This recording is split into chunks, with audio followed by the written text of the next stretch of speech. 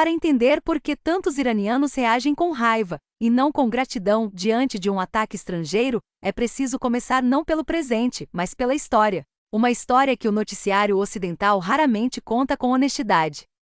Em 1953, o Irã tinha um governo democraticamente eleito. O primeiro-ministro Mohammad Mossadegh havia nacionalizado o petróleo iraniano, uma decisão soberana, legítima, que devolvia ao povo iraniano a riqueza do seu próprio subsolo, até então explorada por uma empresa britânica. A resposta do Ocidente não foi o diálogo nem o respeito ao voto popular. Foi um golpe de Estado. A Agência Central de Inteligência Americana e o Serviço Secreto Britânico orquestraram a chamada Operação Ajax, derrubaram Mossadegh e instalaram no poder o Shah Reza Pahlavi, um monarca autoritário e alinhado aos interesses ocidentais. Isso não é teoria conspiratória. Os próprios Estados Unidos desclassificaram os documentos que confirmam o golpe. O Shah governou com mão de ferro por décadas, sustentado por Washington. Sua polícia secreta, treinada pela Agência Central de Inteligência e pelo Mossad israelense, torturou e assassinou opositores políticos iranianos. O Ocidente assistia e aprovava, porque o petróleo fluía e o Irã era um aliado estratégico. Quando o povo iraniano se levantou em 1979 e fez sua revolução, o que estava em jogo não era apenas religião, era memória viva de décadas de humilhação e de uma soberania violada de fora para dentro. Nos anos 80, o Iraque de Saddam Hussein invadiu o Irã. Foi uma guerra brutal que durou 8 anos e matou entre 500 mil e 1 milhão de pessoas. O Ocidente apoiou Saddam. Os Estados Unidos forneceram inteligência militar, armas e insumos para a produção de armas químicas que foram usadas contra soldados e civis iranianos. Quando Saddam usou gás mostarda e agentes nervosos contra os curdos em Halabja, o Ocidente ficou em silêncio. Anos depois, essas mesmas armas químicas se tornariam o pretexto para invadir o Iraque. Mas naquele momento, enquanto matavam iranianos, eram convenientes.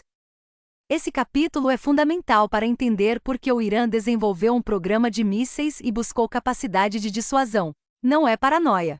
É a conclusão lógica de um país que foi invadido, que viu seu vizinho ser armado pelo Ocidente para destruí-lo, e que aprendeu da forma mais dolorosa que, no sistema internacional, soberania sem capacidade de defesa é uma ficção. Décadas depois, o roteiro é o mesmo. O Irã estava em negociações nucleares, mediadas por Omã, com progresso concreto relatado pelos próprios mediadores, quando os ataques foram lançados.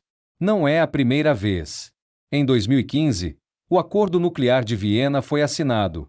Em 2018, os Estados Unidos o abandonaram unilateralmente, reimpuseram sanções devastadoras e depois voltaram a exigir negociações. A mensagem implícita é clara: as regras valem para uns, não para outros. Israel, que possui arsenal nuclear não declarado e nunca assinou o Tratado de Não Proliferação Nuclear, exige que o Irã abandone qualquer capacidade de enriquecimento de urânio. O Tribunal Penal Internacional emitiu um mandado de prisão contra o primeiro-ministro israelense por crimes de guerra em Gaza. Ainda assim, ele continua recebendo apoio militar e diplomático do Ocidente. Essa assimetria não passa despercebida pelo povo iraniano, nem por boa parte do mundo que observa de fora.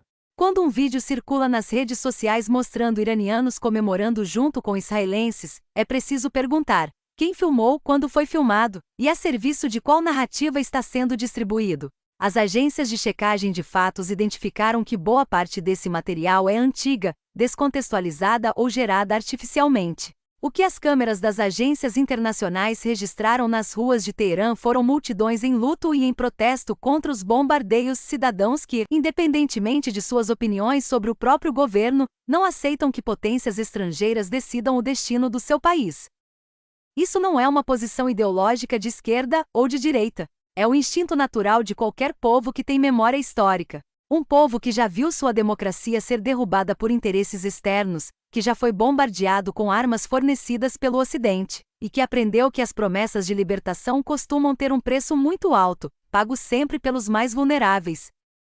Nenhum lugar do mundo deveria ter governantes que se perpetuam no poder às custas do sofrimento de seus povos. Esse princípio é universal e inegociável. Mas a história nos ensina que a solução para isso raramente vem de fora, especialmente quando quem vem de fora tem interesses estratégicos, econômicos e geopolíticos que nada têm a ver com o bem-estar da população local. O Iraque não ficou melhor depois de Saddam. A Líbia não ficou melhor depois de Gaddafi. E o Afeganistão, após 20 anos de ocupação americana, voltou ao ponto de partida. A iraniana que disse na Alemanha ele é o nosso ditador, é um problema nosso, não estava defendendo nenhum regime. Estava defendendo um princípio que o direito internacional reconhece formalmente e que as grandes potências violam sistematicamente, o direito dos povos à autodeterminação. Para isso existe o direito internacional, o Tribunal Penal Internacional, as resoluções da Organização das Nações Unidas. Instrumentos imperfeitos, lentos, frequentemente capturados pelos mais poderosos, mas que representam a única alternativa civilizada à lei da selva. Enquanto o mundo não aprender a aplicar as mesmas regras para todos os atores, independentemente de alianças e interesses, a inversão de valores que vemos hoje continuará. O agressor se apresentará como libertador. A vítima que se defende será chamada de terrorista. E o povo que paga a conta, como sempre, será aquele que menos decidiu.